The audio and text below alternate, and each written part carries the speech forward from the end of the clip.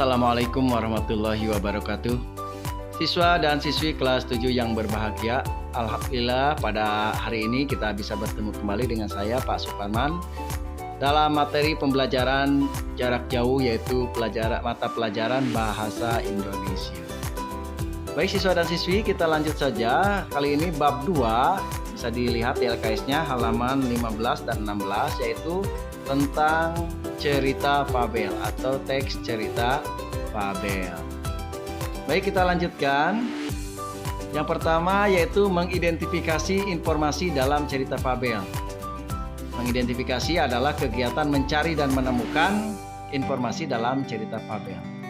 Yang pertama, pengertian dari cerita fabel, di mana fabel ini merupakan cerita yang menggambarkan watak dan budi manusia yang pelakunya diperankan oleh binatang, ya. Tapi walaupun oleh binatang, di sini berisi pendidikan moral dan budi pekerti.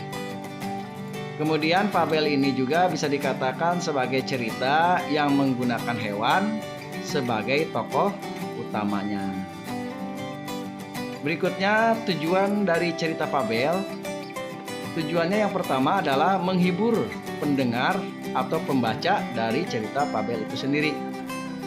Kemudian tujuan yang kedua, hiburan di sini adalah yang bertalian dengan pengalaman nyata, khayalan atau peristiwa pelik yang mengarah ke suatu krisis, ke suatu permasalahan, di mana permasalahan ini yang pada akhirnya menemukan suatu penyelesaian. Biasanya penyelesaiannya itu yang menggembirakan atau menyenangkan. Apa saja ciri-ciri dari cerita fabel? Yang pertama yaitu menggunakan tokoh hewan dalam penceritaannya. Misalkan fabel tentang si kancil. Nah, si kancil ini adalah hewan atau binatang sejenis rusa, ya. Jadi tokohnya adalah binatang si kancil. Yang kedua, hewannya ini sebagai tokoh utama. Dalam bertingkah dia seperti manusia. Dia bisa bercerita, bisa berbicara, bisa berpikir, ya, bisa bekerja, melakukan seperti kegiatan-kegiatan manusia. Kemudian yang ketiga, ini menggambarkan moral dan karakter dari manusia, serta adanya kritik tentang kehidupan di dalam ceritanya. Kemudian yang keempat, bahasa yang digunakannya ini, bahasa penceritaannya pendek atau singkat. Kemudian yang kelima, dia menggunakan pilihan kata yang mudah dipahami, tidak berbelit-belit. Kemudian yang keenam, banyak diceritakan tentang karakter manusia yang lemah dan yang kuat. Nah, ini dalam cerita fabel tersebut.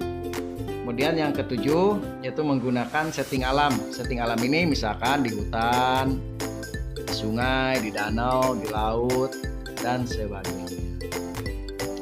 Baik siswa dan siswi kelas 7 yang berbahagia, nampaknya selesai sudah untuk materi kali ini, dan nanti kita lanjutkan pada pertemuan berikutnya.